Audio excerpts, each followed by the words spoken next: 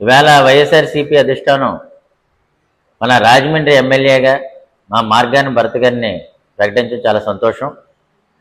ఈరోజు రాజమండ్రి ప్రజలు గమనిస్తూ ఉన్నారు. గత 5 సంవత్సరాలుగా ఎంపీ గారు ఢిల్లీలో ఎలా చేశారు, ఇక్కడ గల్లీలో ఎలా పనిచేశారనేది ప్రజలందరూ గమనిస్తూ ఉన్నారు, చూశారు కూడా. ఈ రకంగా ప్రతి ఓల్డ్ దగ్గరికి వెళ్ళి పెన్షన్ రాలేకపోతే పెన్షన్ ఇప్పించడం, ప్రతి సమస్య నేరుగా తెలుసుకున్న ఇప్పుడు దాకా ఎంపీ గారిని చూసామని అడుగుతున్నాం. మురళీమోహన్ గారు లాస్ట్ టైం చేసి హైదరాబాద్కి కన్స్ట్రక్షన్ ఫీల్డ్లో ఉన్నారు తప్ప, వ్యాపారాలు చేసుకున్నాడు తప్ప, ఏ రోజైనా ప్రజా సమస్యలు విని ఎప్పుడైనా ఆలకించాడా అని అడుగుతున్నా. ఇదే ఫస్ట్ టైం నీ రాజమండ్రిలో ఫస్ట్ టైం నేను ప్రజాప్రతినిధి. నేను 2011 నుంచి రాజకీయాల్లో ఉన్నాను, క్రియాశీలక రాజకీయాల్లో.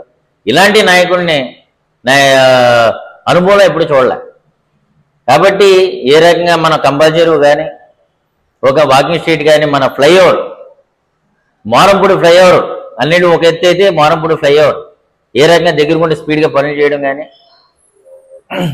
రోడ్లు కానీ, సిమెంట్ రోడ్లు కానీ, ప్రతిదీ నేరుగా వెళ్ళే సమస్యని ఏంటమ్మా మీ ఇంటికి వచ్చి ఒక తమ్ముళ్ళ, అన్నయ్యల, ఓ బిడ్డల మనం ఏ రకంగా పరిపాలించడం మన మార్గాన్ని భరత్ గారిని చూసి నేర్చుకోవాలి. కాబట్టి అలాంటి ఆయన్ని ఇప్పుడు రాజమండ్రి ఎమ్మెల్యే పోటీ చేస్తున్నారు. కాబట్టి మనం ఖచ్చితంగా 1,00,000 ఓట్లు పైనే మనం మెజార్టీతోటి తీసుకురావాలని మేము అందరం కోరుకుంటున్నాం.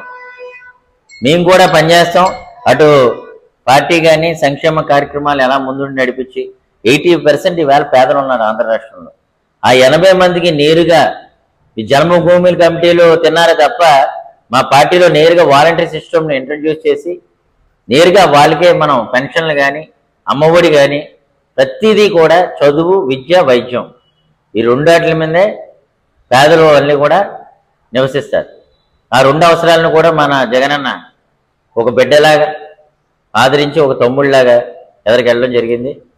కాబట్టి అభివృద్ధి, సంక్షేమం ఏ రకంగా పాలు తీసుకెళ్ళామో, కరోనా వచ్చిన 2 సంవత్సరాలు పరిపాలన అనేది జరగకపోయినా మనం దగ్గరుండి కిరాణా ఏ ఆకలి చావకూడదు అని చెప్పి ఇంటింటికి తీసుకెళ్ళి ఆహార ధాన్యాలు ఇవ్వడం కానీ మనం చూసాం. ఒక గ్లోబల్ ప్రచారం చేస్తున్నారు తెలుగుదేశం పార్టీ వాళ్ళు. ఒకసారేమో మీ పక్కన పీకే పవన్ కళ్యాణ్ని 2014లో కలుపుకొని కేవలం 4,95,000 ఓట్ల తేడాతో నెగ్గి ఏంటి డెవలప్మెంట్ చేస్తావు, ఏం చేస్తావు, ఏ రోడ్లు వేస్తావు, ఏ క్యాప్లు కట్టేసావు? ఇవాళ భోగాపురం ఎయిర్పోర్ట్ ఎవరు కట్టారండి? ఇవాళ ఉత్తరాన్ని శాంక్షన్ చేసి అది ఇండస్ట్రియల్ రావాలంటే మనం కనెక్షన్స్ పెట్టుకోవాలంటే ఎయిర్పోర్ట్స్, దాన్ని ఇంటర్నేషనల్ ఎయిర్పోర్ట్ చేసింది ఎవరు? భోగాపురం. అలాంటి నువ్వు తెచ్చావా 5 ఏళ్ళలో? ఇవాళ భోగాపురం నెక్స్ట్ ఇయర్ 3,000 కోట్లు ఆల్రెడీ ఒకటొకటిన పనులు జరుగుతున్నాయి. ఇది డెవలప్మెంట్ అంటే. అంతేగాని నువ్వు ఒక చిన్న రోడ్డు వేసుకొని వెళ్ళిపోయి అమరావతి అని ఒక గ్రాఫిక్స్ సినిమా చూపించావు తప్ప అందులో ఏమీ లేదు, చెట్లు చామలు తప్ప ఏమీ లేదు కనపట్ల. అది నీ డెవలప్మెంట్ ఉద్దేశంలో. కానీ నేను నేరుగా సంక్షేమం, అభివృద్ధి చేసి ఎదరికెళ్తుంటే ఒక్కడినే చేసి మీరందరూ కుళ్ళు రాజకీయాలు 2019లో ప్రభుత్వ వ్యతిరేక ఓటు చేల్చాలని పవన్ కళ్యాణ్ అందులో పంపించడం జరిగింది.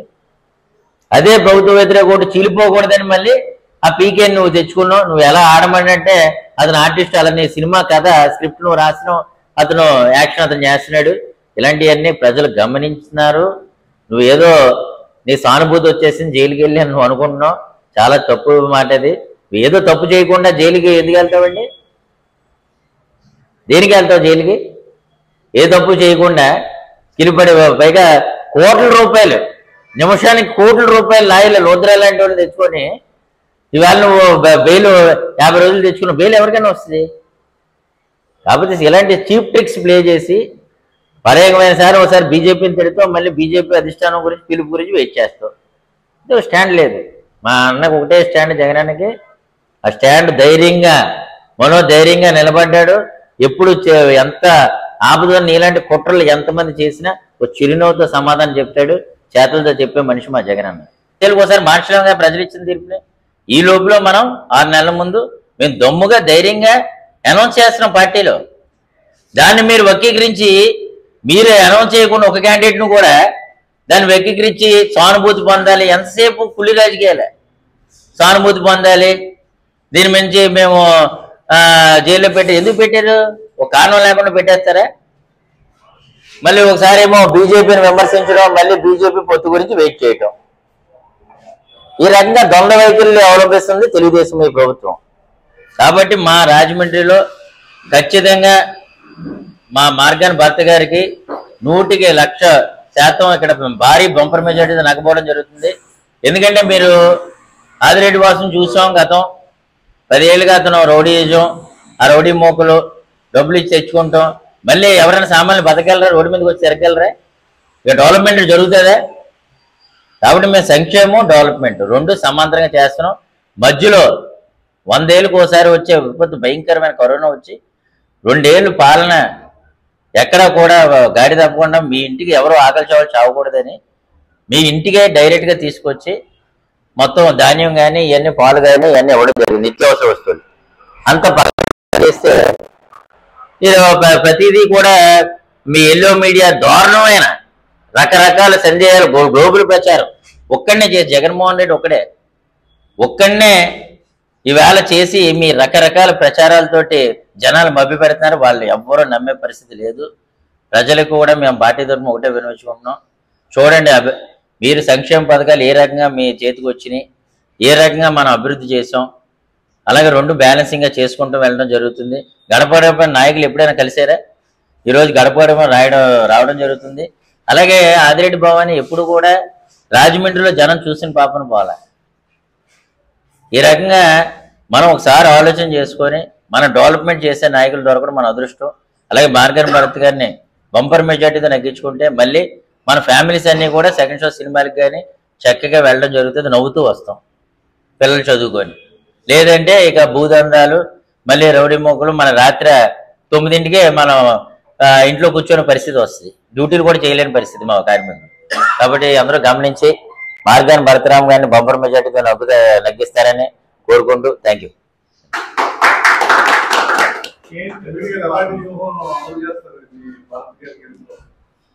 మేము భరత్ గారు చేసిన అభివృద్ధినే చెప్పుకుంటూ, అలాగే మేము ఇచ్చిన సంక్షేమ పథకాలు కానీ, పెన్షన్ 3000 కానీ, అమ్మఒడి కానీ, రైతు భరోసా కానీ, ఈ రోడ్లు ఎలా చేస్తాం, ఏ రకంగా మనం రాజమండ్రి అంత ముందు నుంచి ఇప్పుడు డెవలప్మెంట్ చూపిస్తాం.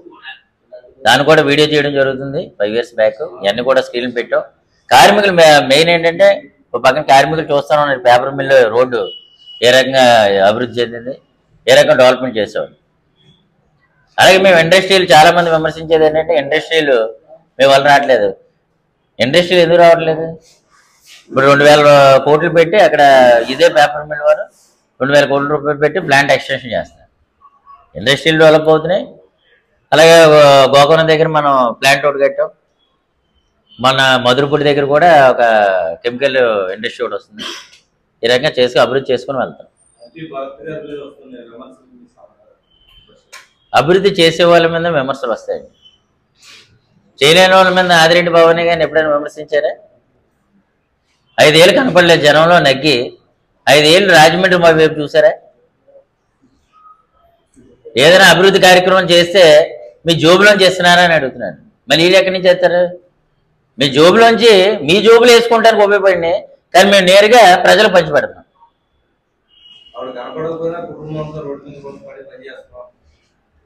ఇప్పుడు ఆవిడ ఎమ్మెల్యే ఎవరిని ఎక్కించారండి? చాలామంది పనిచేయచ్చు, పార్టీ కార్యకర్తలు చాలామంది పనిచేయచ్చు, కానీ ఎవరిని నెగ్గించారు ఎమ్మెల్యేగా? మెంబర్ ఆఫ్ లెజిస్లేటివ్ అసెంబ్లీ ఎవరు? భవానీ గారిని నెగ్గిస్తే నువ్వు తిరిగమ్మా అంటే ఆవిడ తిరగకపోతే మనం ఏం చేస్తాం? అది మన దౌర్భాగ్యం. 20 వేల భర్త గారు లేకపోతే ఇవాళ రాజమండ్రి చూశారు కదా మీరు అందరూ కూడా. మనసు బయట వాళ్ళు ఏ రకంగా ఇక్కడికి వచ్చి మనకంటే ఎక్కువ వాళ్ళు ప్రమోట్ చేస్తున్నారు.